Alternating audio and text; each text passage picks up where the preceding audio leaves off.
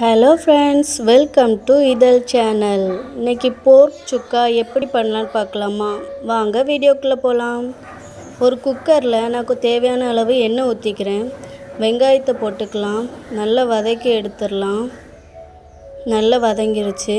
இந்த டைமில் மஞ்சளும் உப்பும் நான் சேர்த்துக்கிறேன்.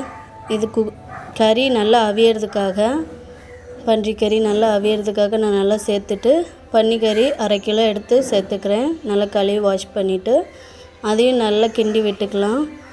1 நிமிஷத்துக்கு நல்லா கிண்டி விடுங்க. நல்லா கிண்டி விட்டாச்சு. இப்போ இதுக்கு தேவையான தண்ணி ஊற்றிக்கலாம். நான் 1.5 டம்ளர் தண்ணி ஊற்றிருக்கேன். குக்கரை நல்லா மூடி ஒரு 8 விசிலுக்கு வச்சுருங்க. 8 விசில் வச்சாச்சு.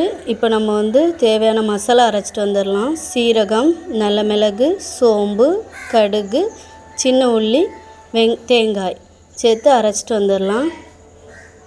நல்லா அரைச்சி எடுத்து வந்ததுக்கப்புறம் நம்மளுக்கு குக்கர் விசில் போயிடுச்சு. இப்போ ஓப்பன் பண்ணி பார்த்தா கறி நல்லா வெந்துருச்சு. இப்போ இந்த கறியை நான் வேறு பாத்திரத்துக்கு மாற்றிக்கிறேன். மாற்றி இதை வானலில் ஊற்றி நல்லா நம்ம இதை நல்லா சுக்கான்றனால நல்லா சுக்கா பண்ணணும். அதனால் நான் நல்லா இந்த தண்ணியெல்லாம் ட்ரை பண்ணிக்கிறேன். மிளகாத்தூள் சேர்த்துக்கிறேன். நல்ல கலரும் கொடுக்கும், நல்ல டேஸ்ட்டாகவும் இருக்கும் மிளகாத்தூள். நான் உரப்புக்கு வேறு நல்ல மிளகு மட்டும் தான் சேர்த்துருக்கேன், வேறு எதுவும் சேர்க்கலை.